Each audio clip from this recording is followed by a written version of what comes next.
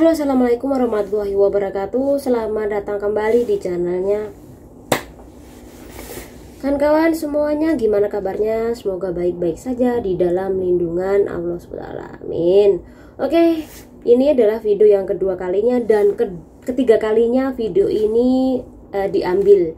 Jadi kemarin aku udah janji mau upload dan ternyata malamnya mau tak edit, ternyata kemarin waktu membuat video ini kameranya nggak tak on ya, jadi yang pertama gagal. Kemudian yang kedua ini juga tadi pagi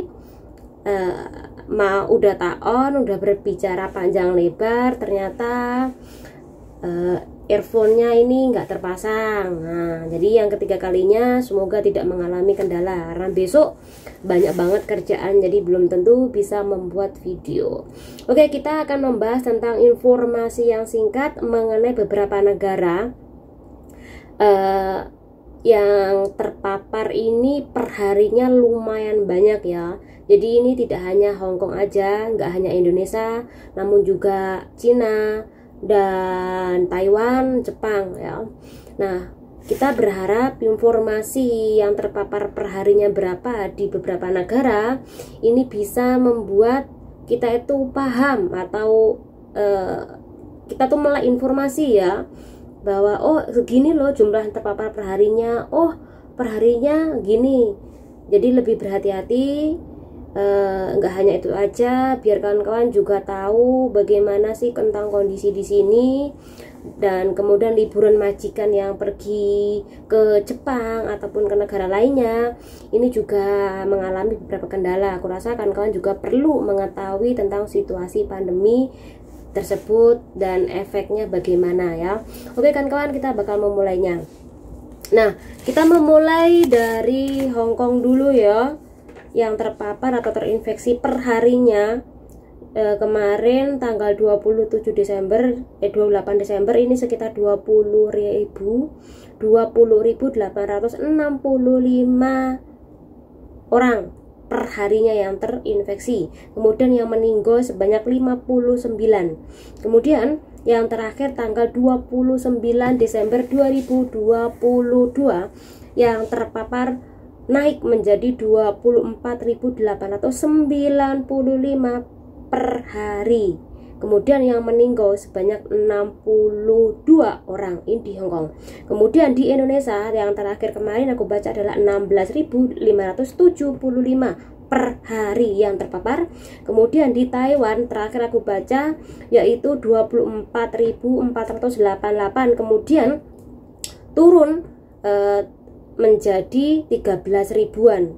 Jadi terakhir aku baca tanggal 29 Desember 2022 Taiwan ya. Kemudian di negara Jepang ini terakhir aku baca sebanyak 177.622 orang terpapar perharinya.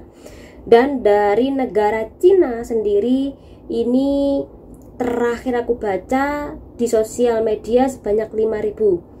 Namun di halaman atau link lainnya yang aku baca ya, ini bukan sekecil itu ya. Dari bulan Desember saja ini sebanyak 5 jutaan yang terpapar. Jadi tidak mungkin kalau cuma 5.000 per hari ya. Nah, jadi kita tahu ya, informasi dari negara C sana ini tidak jelas ya, berapa yang terpapar perharinya, dan sampai detik ini totalnya total dari keseluruhannya ini berapa orang yang terpapar ini juga tidak jelas, karena negara C ini menutup akses informasi yang terpapar perharinya berapa ya. Padahal tanpa ditutup pun negara-negara lainnya udah tahu ya bahwa negara C ini banyak yang terpapar perharinya, dan di sana ini masih sangat mencekam ya suasana persoalan COVID. Jadi negara Hong Kong sendiri, kemudian Indonesia, kemudian negara Jepang ini lebih berhati-hati. Bahkan negara-negara lainnya lagi ya, Amerika atau negara luar negeri lainnya ini lebih berhati-hati kepada negara C sana karena terpaparnya ini lumayan banyak ya. Nah, jadi kemarin kalau ada mbak yang bertanya apakah Macau dan Cina udah dibuka buat extend visa, jawabannya adalah sudah dibuka. Nah, mbak-mbak bisa nonton di video saya kemarin. Nah, namun tak sarankan buat kawan-kawan tidak usah pergi ke Cina untuk job visa atau Jutking karena di sana masalah COVID ini masih sangat besar ya. Jadi usahakan untuk tidak ke sana atau melakukan job visa ke sana karena ini membahayakan bagi Anda karena terpapar di sana lumayan banyak ya. Tak sarankan mbak-mbak untuk tidak ke sana. Kemudian ada juga tentang informasi kalau bos Anda ini liburan ke Jepang, mungkin mbak-mbak harus mengetahui ya bahwa Jepang pun ini masih menerapkan pelancong yang ketat 3 negara, baik itu Hong Kong, negara Cina ataupun negara Macau karena terpapar masih sangat tinggi. Jadi Jepang pun sangat berhati-hati kepada 3 negara. Takutnya, nah kalau di sana makin parah, ketambahan dari negara yang parah ini semakin menambah keparahan Jepang. Ya, jadi kemarin dulu sebelum suasana seperti ini, Jepang ini menyiapkan 7 bandara bagi pelancong yang masuk ke negaranya. Kemudian karena 3 negara ini dianggap mengkhawatirkan, maka Jepang hanya menyediakan 4 bandara bagi pelancong dari Hong Kong, Cina dan juga Macau, ya. Dan dipastikan kalau bos Anda itu liburan ke sana, bisa jadi dia itu diundur, bisa jadi di cancel, bisa jadi pergi ke negara lainnya selain ke Jepang.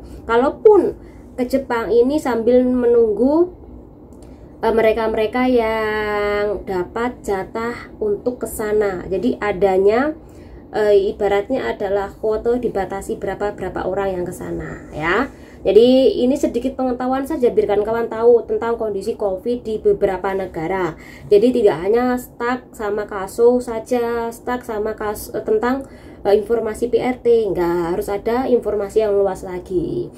Nah, itu aja informasinya. Sekali lagi jangan lupa berhati-hati, semoga makin membaik walaupun di tengah-tengah perharinya yang terpapar ini semakin naik.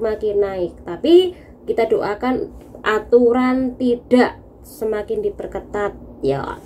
Oke, itu aja informasinya, semoga bermanfaat buat kawan-kawan semuanya. Channel ini dari wassalamualaikum warahmatullahi wabarakatuh. Bye bye.